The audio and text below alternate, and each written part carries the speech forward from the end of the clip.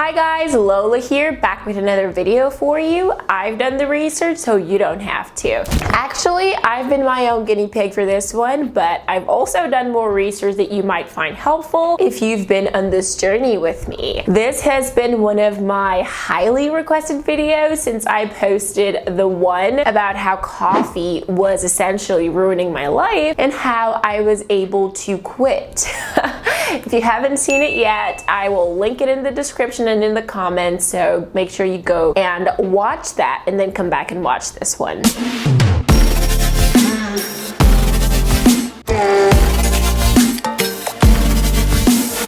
Well, ladies and gentlemen, it's been a whole year and I'm happy to report that I have not had a single drop of actual coffee since I quit. Thank you, thank you, thank you. Which was what my goal was when I initially set out to quit coffee. The temptations have certainly been there, especially when everybody else around you is drinking coffee day and night. To start, let's go through a brief history of my coffee habit, shall we? I come from a heavy tea drinking household. We drank black tea sweetened with milk, sugar, or honey all throughout my childhood. You know, if you're hungry, drink a cup of tea. If you're sad, a cup of tea. You're celebrating, cup of tea. Midnight snack, cup of tea. I grew up drinking tea all the time, so I was never really exposed to coffee until I hit around 15 years old. And even then, it was the instant kind, the kind that comes in a little packet and you just add hot water. So it wasn't really like real coffee. Fast forward to when I was 21, when I had real coffee. And it started like one of those things that you have every now and then, but slowly it creeped up on me and it became part of my routine. And at the time, I'll admit, I was going through a really stressful period in my life, so it just made sense and I needed all the high that I could get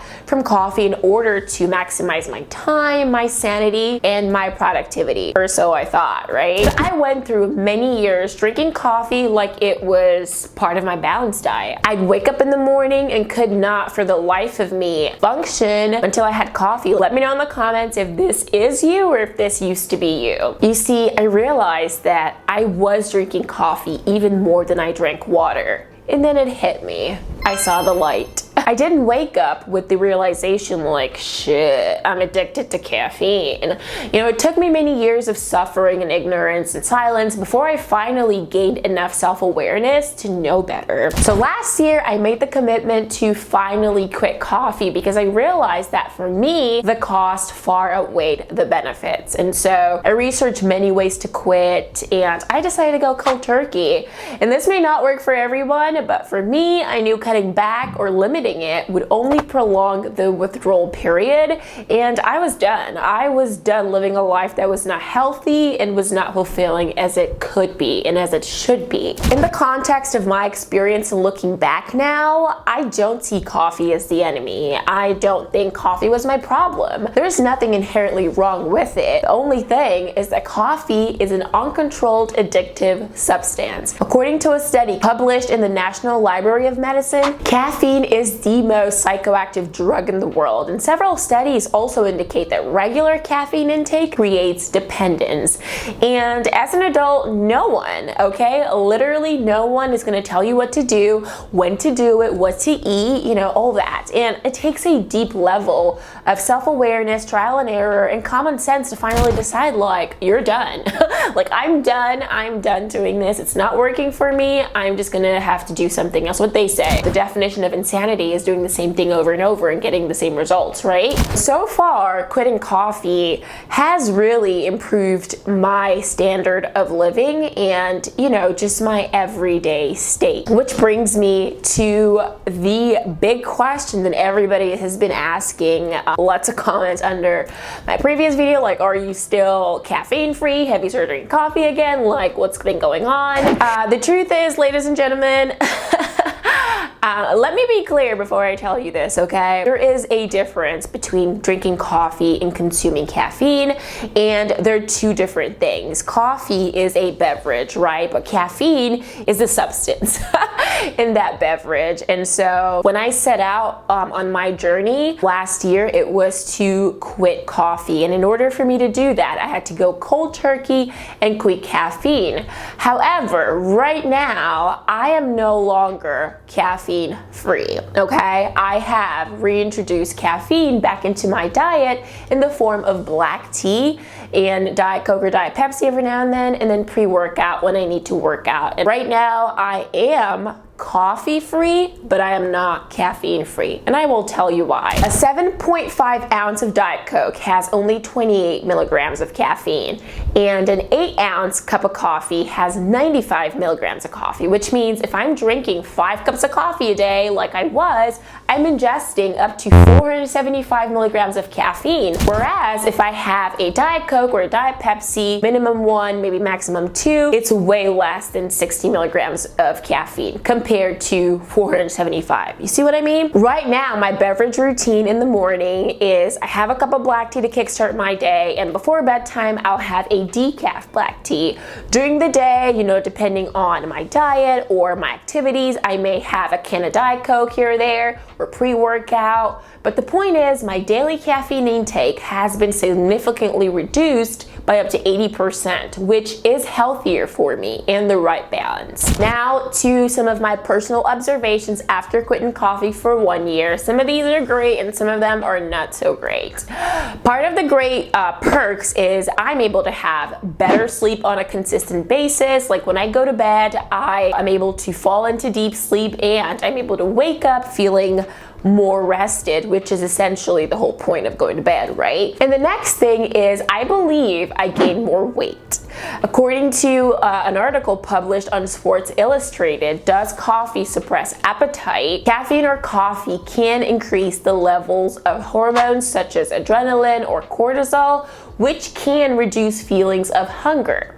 And that effect is also considered to be thermogenic because it increases the metabolism levels and acts as a natural fat burner.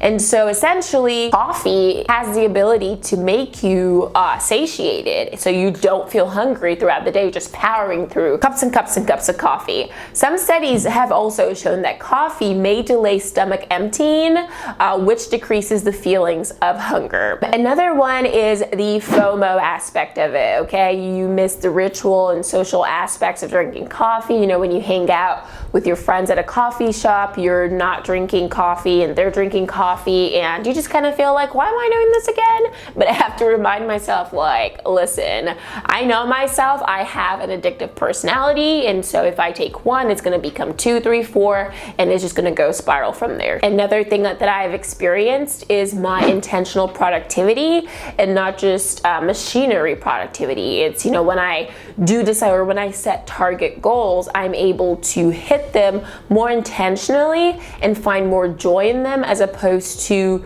just seeing things as just another task on my checklist that I have to check off, and by the end of the day I'm exhausted, I'm robotic, and just like in a shitty mood all around. So now I'm able to find more joy in, you know, my daily activities, my work, my personal life, my fitness life, and things like that. And lastly, I would say I have been able to build an increased tolerance to stress, because now I've been able to exacerbate my feelings of anxiety. I'm no longer anxious all the time, so I'm able to provide a more appropriate to stressful things in my life. Whereas before, I would always be in this transient state of fight or flight and responding to situations and freaking out about things that don't necessarily require such response. So, you know, I really had to look inward to figure out what has changed since I quit coffee as opposed to now. And these are the things that I was able to come up with. And like I said, each person is different. Your why is going to be different. If you decide to quit coffee, why you're doing it is going to be different. And most likely, your experiences are going to be different as well. So as always, you know, just take everything with a grain of salt and only do what you feel is going to work best for you. And you might have to work through a couple of trial and errors to eventually find that sweet spot that keeps you healthy and that keeps you happy. I believe I answered a lot of questions that I was asked under in the comments of that video, but I'll just do like a blitz again just in case anybody missed it. Am I still caffeine free? The answer is no. I drink caffeine now, but I do not drink coffee. Will I ever drink coffee again? The answer is I don't know. Maybe when I'm more grown up and have been able to reach a higher level of personal development, maybe then I will reintroduce coffee again. How long does coffee withdrawal last? For me, it lasted about 4 to 6 weeks, but to be honest, at the 3rd week, I was already pretty much desensitized and I was just trying to continue my routine as normal, but it wasn't until 6 weeks before I fully recovered and didn't even really miss it. Is it good to drink coffee? Now, I am no scientist, I'm no medical professional, I cannot say whether it's good or bad, but I will say the research is out there. There are a multitude of research sharing all the benefits of coffee and caffeine. And in the same vein, there's also research sharing the negative effects. But I think, like everything in life, too much of everything is not a good thing. Alright, that brings me to the end of my video. If you enjoyed watching this video, make sure you leave a why, like whenever I get to the end, my brain goes blank. I am completely horrible at these outros. Do all the YouTube things, like, comment, subscribe, and I will see you in the next one. Bye!